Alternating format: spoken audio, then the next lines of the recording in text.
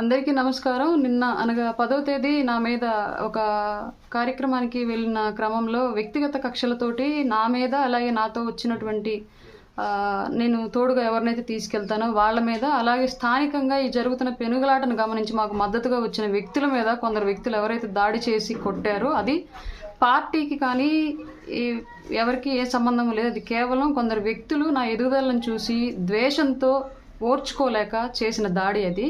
దానికి సంబంధించి పార్టీ నాకు 100% అండదండలు అందిస్తుంది, లీగల్ సపోర్ట్ కూడా అందిస్తుంది. దీనికి ముందు నేను న్యాయ పోరాటం చేస్తాను ముందు. ఈ విషయాన్ని కప్పిపుచ్చడానికి ఎవరైతే నా మీద దాడి చేశారో వాళ్ళు, అలాగే వాళ్ళ మద్దతుదారులు నేను పార్టీ మారుతున్నాను అందుకే ఇలా చేశాను అని చెప్పేసి ప్రచారం చేస్తూ ఉన్నారంటే స్థానికంగా ఒంగోలులో కానివ్వండి, జిల్లా స్థాయిలో కానివ్వండి. రాయపాటి అరుణ అనే అమ్మాయి బ్రతికున్న రోజులు, ఆ అమ్మాయి రాజకీయాల్లో ఉన్నన్ని రోజులు పవన్ కళ్యాణ్ గారు వెంటే ఉంటుంది. జనసేన పార్టీ కోసం మాత్రమే నిలబడిద్ది.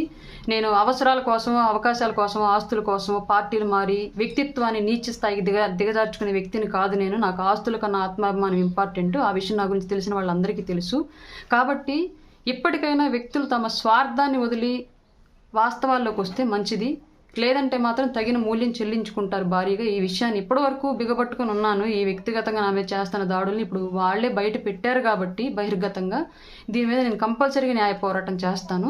నా మీద జరుగుతున్నటువంటి పార్టీ మారతానన్న దుష్ప్రచారాన్ని తీవ్రంగా ఖండిస్తున్నాను నేను 100%. ఎట్టి పరిస్థితుల్లోనూ నాకు ఊపిరి ఉన్నంత వరకు పవన్ కళ్యాణ్ గారిని వదిలిపెట్టే ఉద్దేశం కానివ్వండి, ఆయనకి ఆయన పార్టీకి కోవర్ట్ కింద వ్యవహరించి ఆస్తులు స్వలాభం చూసుకుంటూ ఆయన పార్టీని గ్రౌండ్లో ఎదగకుండా నాశనం చేసే ఆలోచనలు కానీ రాయపాటి అరుణ దగ్గర లేవు. అట్లాంటి వాటికి రాయపాటి అరుణ వ్యతిరేకం. రాయపాటి అరుణ ఎప్పుడు జనసేనలోనే ఉంటుందన్న విషయం నేను తెలియజేసుకుంటున్నాను.